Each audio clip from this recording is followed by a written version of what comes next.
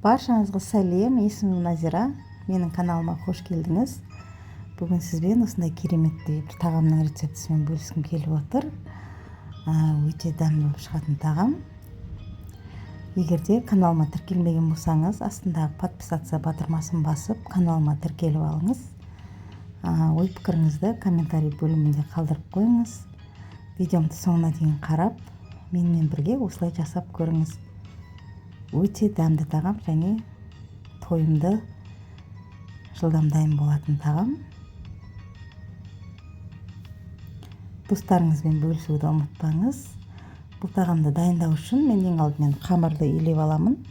200 грамм суға бір жұмыртқаны қосып, дәміне қарай тұз салып, қамырымды илеймін.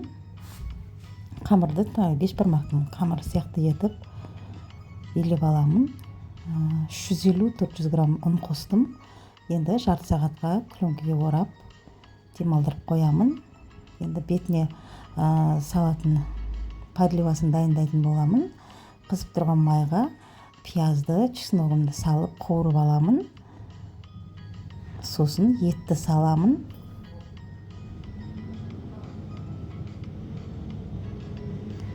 Мінекей, онша қатты отта емес, баяу отта осылай дайындап алатын боламын. Сосын ет пісуге жақындаған кезде картопты саламын. Дәміне қарай тұз, қара бұрыш, қайнаған су құямын. Сосын жарты сағатта менің подливым пісіп дайын болады. Мен подливым піскенше мен қамырымды жайып, қамырымды дайындап алатын боламын.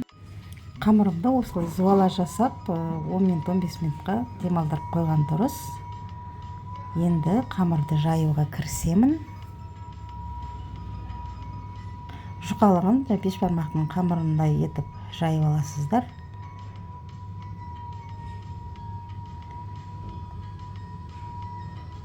Осылай жасап көріңіз міндетті түрде. Бүкіл отбасыңызбен жейтін тойымды тағам.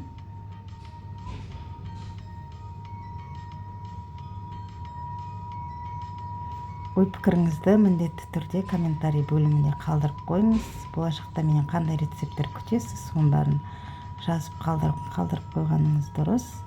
Енді жайып алған қамырымды осылай кесемін.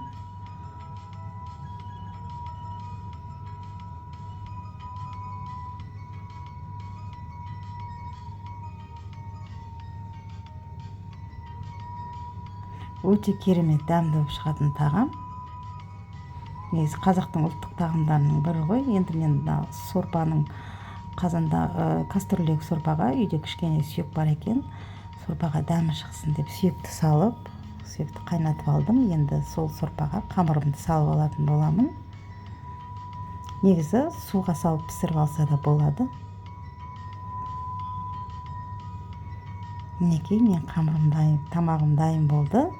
Бетіне 3-4 жұмыртқаны қайнатып, осылай турап қойдым. Негізі жұмыртқа міндетті түрде емес, ол өздеріңіздің қалауларыңыз бойынша қоссаңыз да болады, қоспай қойсаңыз да болады. Видеомды соңына дейін қарап, каналыма тіркеліп, лайк басқаныңыз үшін көп рахмет. Сау саламатта болыңыз.